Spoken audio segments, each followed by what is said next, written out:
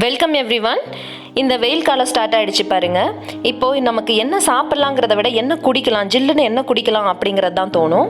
இந்த வெயில் காலத்துக்கு ஏற்ற மாதிரி 5 வகையான ஒரு ஹெல்த்தியான சர்பத் எப்படி பண்ணலாம் அப்படிங்கிறத பார்க்கலாம்.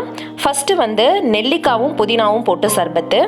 இதுக்கு நான் 2 நெல்லிக்காய் எடுத்திருக்கேன். 2 நெல்லிக்காவை கொட்டையை நீக்கிட்டு நல்லா கட் பண்ணிக்கோங்க. சின்ன சின்ன பீசஸாக கட் பண்ணிவிட்டு ஒரு சின்ன துண்டு இஞ்சி, அப்புறம் ஒரு கைப்பிடி அளவுக்கு புதினா இதோடு நல்லா கிரைண்ட் பண்ணி எடுத்துருங்க. கொஞ்சமாக தண்ணி ஊற்றி கிரைண்ட் பண்ணுங்கள். அப்போ தான் உங்களுக்கு ஜூஸ் எக்ஸ்ட்ராக்ட் பண்ண முடியும். இப்போ பார்த்தீங்க அப்படின்னா இதை நல்லா வடிகட்டி எடுத்துக்கலாம். ஸோ நிறைய தண்ணி ஊற்றி நீங்கள் ஃபஸ்ட்டே ஜூஸ் எடுக்காதீங்க. கொஞ்சமாக தண்ணி ஊற்றி அதை எக்ஸ்ட்ராக்ட் பண்ணிக்கோங்க. அப்போ தான் உங்களுக்கு அதில் இருக்கிற எல்லா சத்துக்குமே இதில் இறங்கும். இப்போ பாருங்கள், அந்த ஜூஸை ட்ரைன் பண்ணி எடுத்தாச்சு. இப்போ இதை ஒரு நம்ம கிளாஸில் ஊற்றிக்கலாம். இந்த கிளாஸில் ஊற்றிட்டு இதை கொஞ்சமாக நம்ம டைலூட் பண்ண போகிறோம். இதில் கொஞ்சமாக தண்ணியும் ஆட் பண்ணிக்க போகிறோம். பார்த்தீங்கன்னா இதில் கொஞ்சமாக தண்ணி ஆட் பண்ணியாச்சு. இப்போ ஏற்கனவே நெல்லிக்காய் புளிப்பாக தான் இருக்கும். இல்லை உங்களுக்கு புளிப்பு பத்தலை அப்படின்னா கொஞ்சமாக லெமன் ஜூஸையும் ஸ்குவீஸ் பண்ணி விட்டுக்கலாம். எவ்வளோ தேவையோ புளிப்பு அதுக்கேற்ற மாதிரி விட்டுக்கலாம்.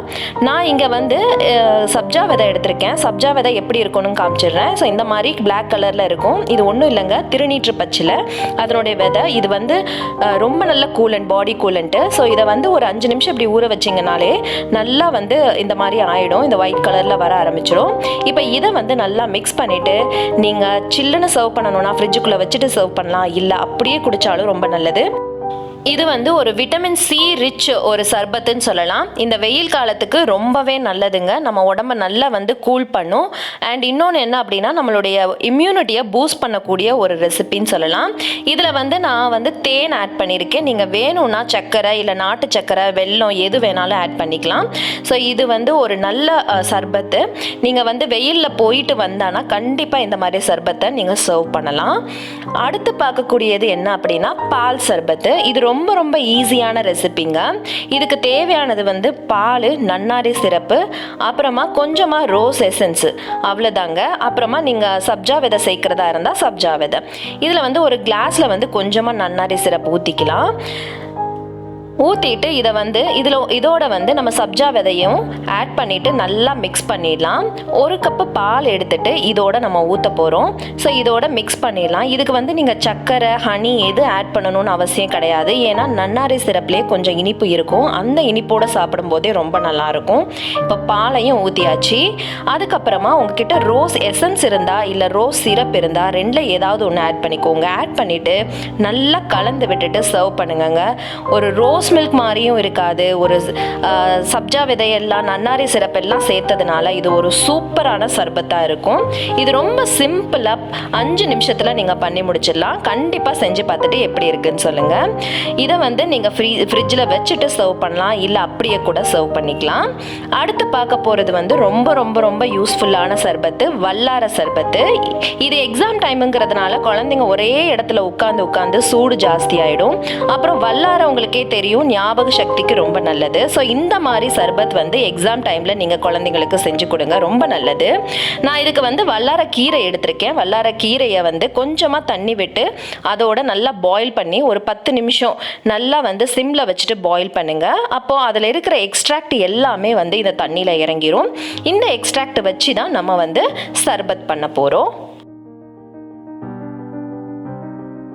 குழந்தைங்க வல்லார கீரையாக கொடுக்கும்போது சாப்பிட மாட்டாங்க. ஸோ அவங்களுக்கே தெரியாமல் இந்த மாதிரி சர்பத் செஞ்சு கொடுங்க. கண்டிப்பாக அவங்களுக்கு தெரியாமையே குடிச்சிடுவாங்க. பாருங்கள், இப்போ நல்லா வத்திடுச்சு. அந்த எக்ஸ்ட்ராக்டும் அதில் வந்துருச்சு. இப்போ அதை நான் வடிகட்டி வச்சுருக்கேன். இதை ஒரு கிளாஸில் ஊற்றிடலாம். இதை ஊற்றிட்டு இதில் நன்னாரி சிரப்பு ஆட் பண்ண போகிறோம். அதனால் பாடியை நல்லாவே கூல் பண்ணும். ஸோ ஒரே இடத்துல உட்காந்து படிக்கும்போது நம்ம அறியாமலேயே நமக்கு நல்ல அந்த சூடு அந்த உடம்புல இருக்க ஆரம்பிக்கும். ஸோ அந்த டைமில் நீங்கள் இந்த மாதிரி ஜூஸ் போட்டு கொடுங்க. கண்டிப்பாக ரொம்ப நல்லாயிருக்கும். இதில் நான் கொஞ்சமாக லெமனும் ஆட் பண்ணியிருக்கேன். ஸோ விட்டமின் சி, அப்புறமா உங்களுக்கு நன்னாரி சிரப் எல்லாமே ஆட் ஆகிருக்கிறதுனால ரொம்ப ரொம்ப நல்லது. இதில் பாதாம் பிசின் ஆட் பண்ணியிருக்கேன். ஸோ பாதாம் பிசின் ஒரு படி அந்த ஒரு கல் நீங்கள் ஊற வச்சிங்கனாலே போதும், நிறைய பொது பொதுன்னு ஊறி வந்துடும். ஸோ அதை நான் ஆட் பண்ணியிருக்கேன். அதுவும் பாடியை நல்லா கூல் பண்ணக்கூடியது. ஜிகர்தண்டாலெல்லாம் போடுவாங்க பார்த்தீங்களா, அந்த பாதாம் பிசின் அதுதான். இப்போ இப்போ அவ்வளோதான், நம்மளுடைய நன்னாரி வல்லார சர்பத் ரெடி ஆயிடுச்சு. அடுத்து பார்க்க போகிறது இதுவும் ரொம்ப சிம்பிளான ரெசிபிங்க. செம்பருத்தி பூ இருந்தால் போதும் இந்த சர்பத்தை ஈஸியாக ரெடி பண்ணிடலாம். இதுக்கு வந்து நான் 3 செம்பருத்தி பூவை அதே மாதிரி எக்ஸ்ட்ராக்ட் எடுக்கிறதுக்காக, அதுலேருந்து ஜூஸ் எக்ஸ்ட்ராக்ட் பண்ணி எடுக்கிறதுக்காக கொஞ்சமாக தண்ணி விட்டு அதில் போட்டிருக்கேன். இப்போ பார்த்தீங்க அப்படின்னா நல்லா வந்து அது கலர் சேஞ்ச் ஆகிடுச்சு. அதுலேருந்து நான் ட்ரைன் பண்ணி எடுத்து வச்சுட்டேன். ஸோ இந்த மாதிரி கலரில் தான் இருக்குது. அது ஒரு மாதிரி கருப்பும் அந்த சிவப்பு கலந்த கலரு, ரொம்ப டார்க்காக ஒரு கலரில் இருக்குது. இப்போ இதில் பாருங்கள், நான் கொஞ்சமாக சப்ஜா சீட்ஸ் போட்டுட்டேன். அப்புறமா லெமன் ஸ்குவீஸ் பண்ணுறேன். லெமன் ஸ்குவீஸ் பண்ணும்போது நீங்கள் பார்த்தீங்க அப்படின்னா அப்படியே கலர் அப்படியே மாறுது பாருங்களேன். நல்ல ரெட் கலரில் சேஞ்ச் ஆகிறத உங்களால் அந்த டிஃப்ரென்ஸ் பார்க்க முடியும். ஸோ அதுக்கப்புறமா இதை வந்து கொஞ்சமாக நம்ம டைலூட் பண்ணிடலாம். தண்ணி ஊற்றி கொஞ்சமாக டைலூட் பண்ணியாச்சு. இதில் வந்து நீங்கள் வெல்லம் இல்லை தேன் இல்லை சர்க்கரை எது வேணாலும் ஆட் பண்ணி குடிக்கலாங்க. ரொம்ப ரொம்ப நல்லது. அதுவும் இந்த டயபெட்டிக் பேஷண்ட்ஸ், ஹார்ட் பேஷண்ட்ஸ் எல்லாருக்குமே இது ரொம்ப நல்லது. ட்ரை பண்ணி பாருங்கள். ஸோ இந்த வெயிலுக்கு ஒரே மாதிரி சர்பத் தான் குடிக்கணும்னு கிடையாது. இந்த மாதிரி டிஃப்ரெண்ட் வெரைட்டியாக நீங்களும் ட்ரை பண்ணலாம்.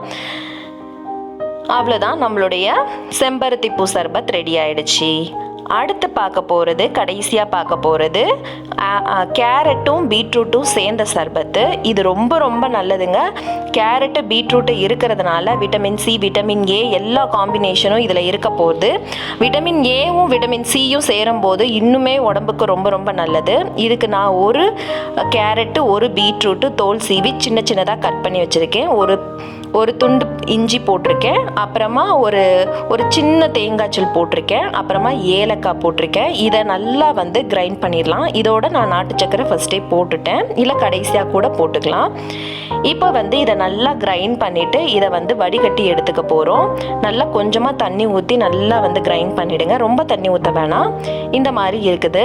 இப்போ வந்து நம்ம ஒரு கிளாஸில் மாற்றிட்டு இதில் எவ்வளோ தண்ணியோ, இது வந்து ரொம்ப நல்லா கட்டியாக இருக்குது, இதுக்கு தேவையான அளவு நீங்கள் தண்ணி ஆட் பண்ணிக்கலாம்.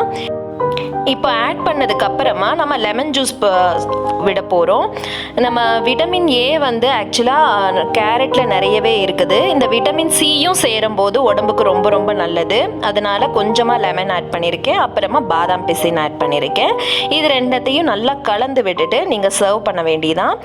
கண்டிப்பாக உங்களுக்கு இந்த 5 வகையான சர்பத்து பிடிச்சிருக்கும்னு நினைக்கிறேன். பிடிச்சிருந்தா என்னோட சேனலை சப்ஸ்கிரைப் பண்ணுங்கள், லைக் பண்ணுங்கள், ஷேர் பண்ணுங்கள். இன்னொரு சூப்பரான வீடியோவில் சந்திக்கலாம். பாய். தேங்க்ஸ் ஃபார் வாட்சிங்.